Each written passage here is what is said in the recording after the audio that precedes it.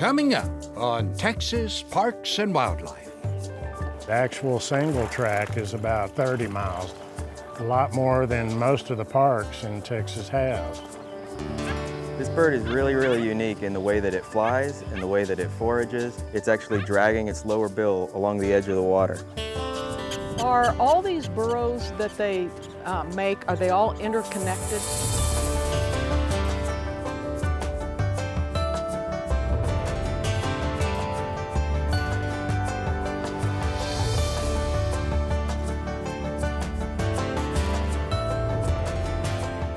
Texas Parks and Wildlife, a television series for all outdoors.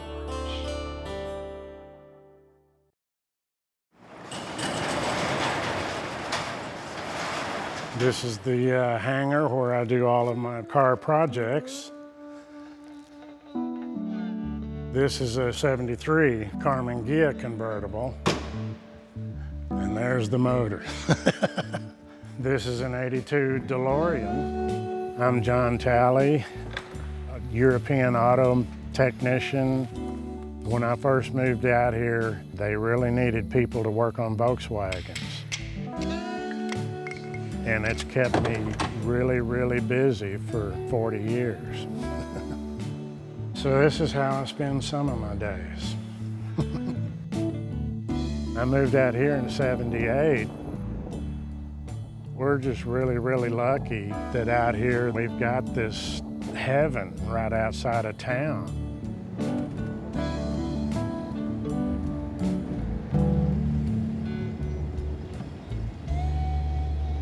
There's not much that I suspect John Talley can't do. My name is Jim Cisneros. I'm the park superintendent for San Angelo State Park. I've only been here a couple years, but from what I understand, John's been here from the very beginning. A lot of the places are growing up and getting urbanized.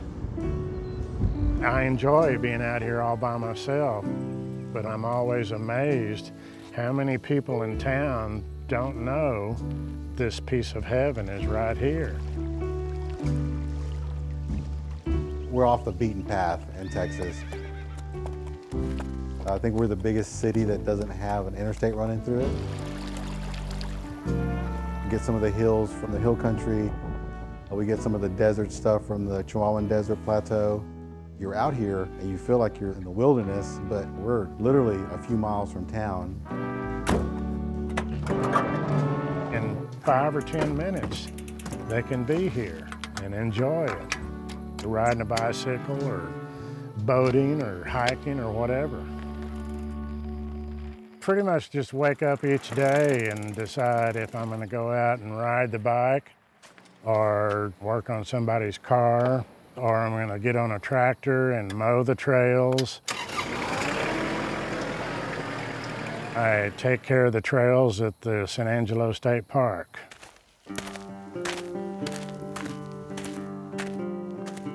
This is the area that we call Littlefoot Draw because I call it a dinosaur, came walking through here at some point in time and left these footprints preserved in this creek bed. That's pretty amazing right there. These have been here for many, many, many, many years before man was even considered. This is a place where you can just stop and think. And you see them along this ridge over here. It's kind of like getting a picture of the Old West. People from out of town come to see the bison and our longhorn.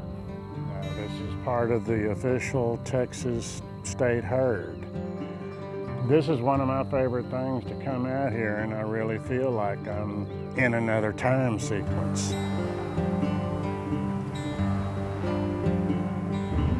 I think it's the variety of activities that you can do out here. Pretty close to 8,000 acres. And I tell my volunteers this all the time, I can't run this park without you.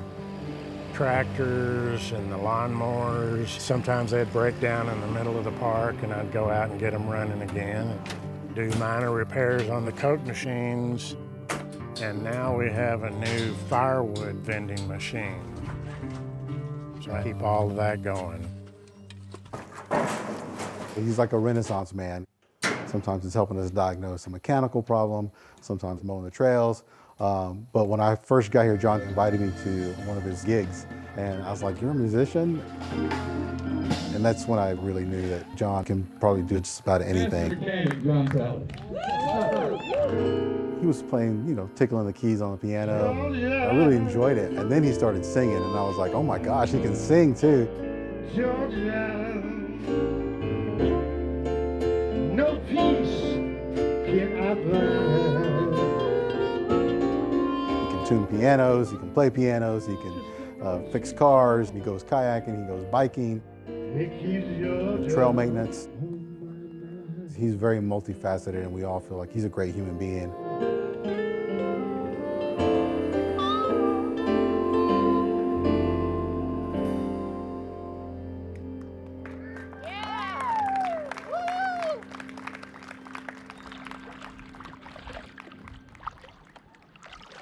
In a roundabout way, it was music that brought me here. In 1990, Angelo State University hired me to work in a musical with them called Pump Boys and Dinettes. Highway 57, Pump Boys and Dinettes. Played piano, accordion, had to sing for 2 hours every night, had to learn how to tap dance in cowboy boots. So I foresaw all of this fixing to happen, and I said, I better get in shape. So I went down and bought a mountain bike. Then I met some of the local bike club people. We all rode the south end of the park, and we worked deals with the ranchers who had some of this other area, and they let us ride through their pastures as long as we kept the gates closed. There were a lot of things to see at the grand opening of San Angelo State Park. Texas Parks and Wildlife worked a deal with the Corps of Engineers and took over this land. A community and a great group of people put together a wonderful new state park. And they allowed us to keep riding and create new trails. It has an extensive trail system for both equestrians and mountain bikers, and that will set it off from all other state parks. 5 miles here and 5 miles there. We finally have 50 or 60 miles, which is a lot. Probably I was in on making 25 to 30 miles. And one of those is named after me also. It's called the Talley Valley. We try to keep at least a 2-foot section clear because we do have a rattlesnake or two out here. Usually the only people that worry about the snakes are the second guys in line. For mowing, we've got a 4-foot shredder, and that's perfect for 99% of the trail. There's a few areas that I can't get to on a tractor, and there we'll use weed eaters, rakes and hoes and stuff. Just kind of work as a little team, and it's amazing how much you can knock out. After it's rained, ever so often the longhorn have torn up the trails. They leave deep tracks, which really jar you on a mountain bike.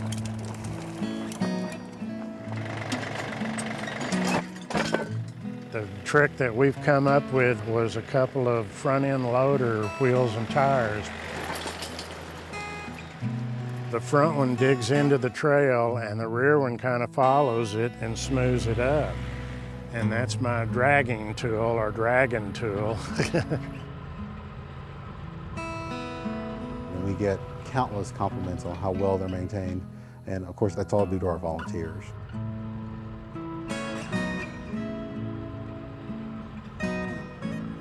Can't ever keep up with him on a bicycle, but, but he is a very avid user. If you wanted to see the whole park, mountain bike is a really good way to do it. I think my favorite part about it is the solitude. kind of a zen deal to me to just be on the bicycle and get your heart rate up to a certain level and just keep going, but that puts your mind in a really nice place. Perfect for creating new ideas. And a lot of times when I'm out here riding along, I'll be listening to jazz or classical or whatever. It's quite entertaining to be going over some of these little ridges and stuff, listening to Debussy. That's just another bit of heaven.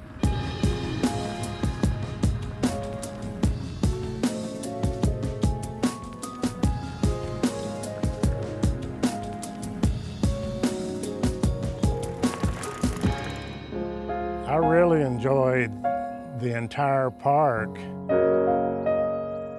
That's my church.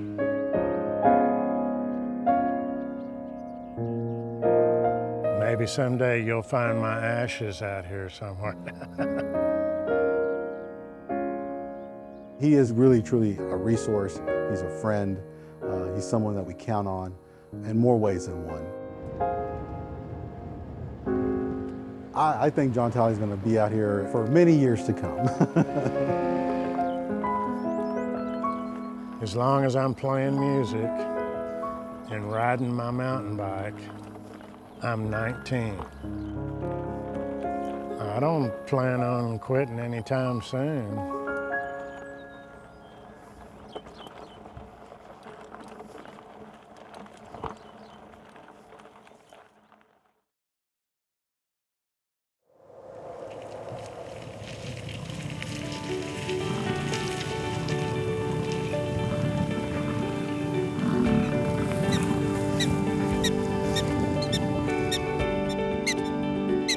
We're in the middle of our prairie dog town right now. It's part of our big process of restoring the park back to what it would have looked like prior to European settlement. Historically, prairie dogs were just totally abundant in Texas and the entire Southwest. But they have been reduced to about 2% of their original habitat. So we're giving them a sanctuary. We're restoring them into the park, giving them a sanctuary where they can be prairie dogs. Are all these burrows that they make, are they all interconnected? You know, many people think that all of the prairie dog burrows are all connected to each other within the town, but they're actually just connected within the coteries. And coteries are the family of prairie dogs. They're usually made up of one male and maybe 4 or 5 females. You know, the bison wander through here. And then the people can walk right around here and watch this all happen at the same time. Look, there's 2 babies. See 'em? Oh, look. See the 2 babies coming out of the hole? Yeah. Now, the pups are born 3 months ago or so. We've got a few of them already popping up. Now we got a bunch of little babies running around. It's really neat to see. Our goal here at the park is to restore it to what it would have looked like 300 years ago, thereby giving the people that come, the visitors, the opportunity to see wildlife in a natural setting. We are restoring an indigenous wildlife to its native habitat.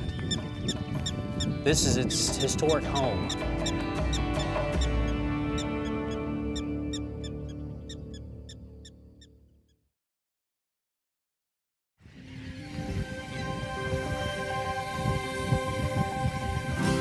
Biologists are about to do a well check on one of the most important islands for coastal birds in Texas.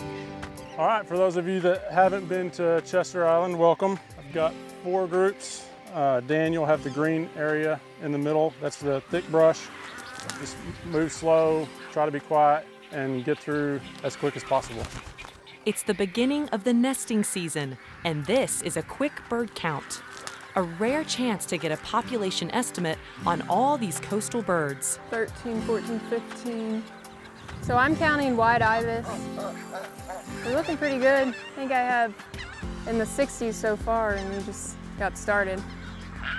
This count's all part of the Texas Colonial Waterbird Society survey. It's an annual census that occurs over a 2-week period. Let's check this side over here. Yeah, we're trying to monitor just the status of all these species. Some of the species on the island are doing really well. Brown pelicans are probably the highest numbers in here. But along the sandy shore, the team searches for one bird in particular. A bird sometimes seen skimming shorelines and feeding in flight. The Black Skimmer. This unique coastal bird is on a downward trend that has biologists concerned. Their numbers have been in decline over the last probably 40 years. They've gone from 10,000 plus nesting pairs on the coast down to around 3,000 nesting pairs on the coast. It's a species that we're definitely monitoring.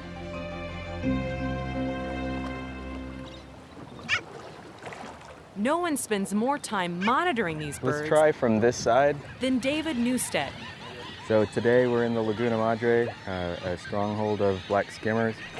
Birds everywhere. And this is sort of part of a continuing series of studies we've been doing to try to better understand the species itself, the species biology, but also why it's declining.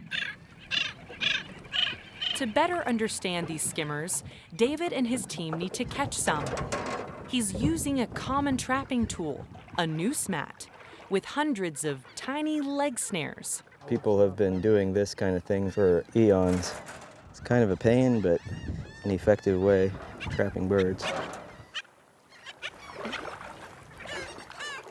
What we're going to do is I'm going to go and place this near a nest.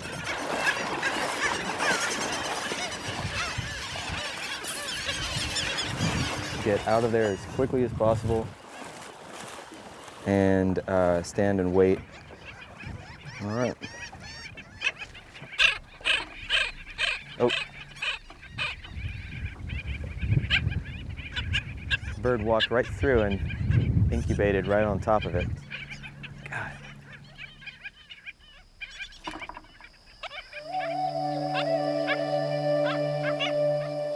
This bird is really, really unique in the way that it flies, in the way that it forages. You'll see that when it's flying along a shoreline, it's actually dragging its lower bill along the edge of the water. As soon as it hits a fish, it quickly snaps shut and consumes the fish.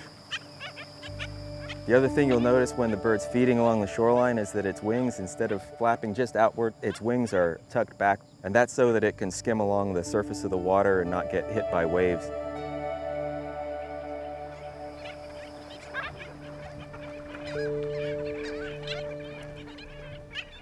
Oh, land. Ooh. That might be it. That might be him. Oh, there it is. That's the one right there. That's a boy. Ooh. We are going to need to be as minimally present as possible. We're going to go and retrieve the bird as soon as that trap is sprung. Sweet. And remove ourselves from the colony.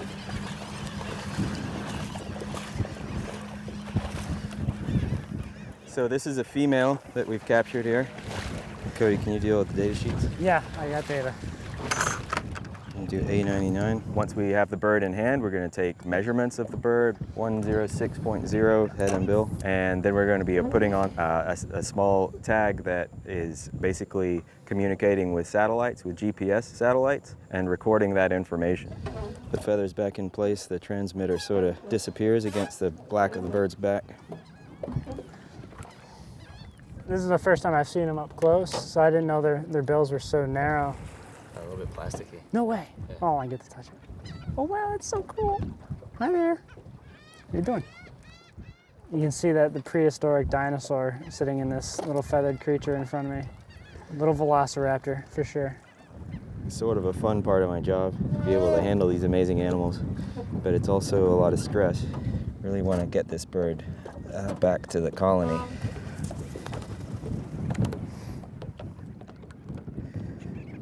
Good. So the tags that we're putting on right now are going to provide GPS level accuracy. Be able to see everywhere it's been every 10 minutes since we put the tag on. David now knows exactly what type of habitat they prefer for feeding and nesting. It turns out, with sea level rise and higher tides, those favorite nesting sites are shrinking. There's a limited number of spaces along the Texas coast. In each different bay system, they're getting smaller and smaller over the years. We've seen a lot of these islands in the laguna just vanish in the past 10 and 20 years. And some of the bigger islands have fishing camps, taking away some prime nesting habitat. It's got 6 cabin leases on it. There's actually 2 islands with 6 cabins.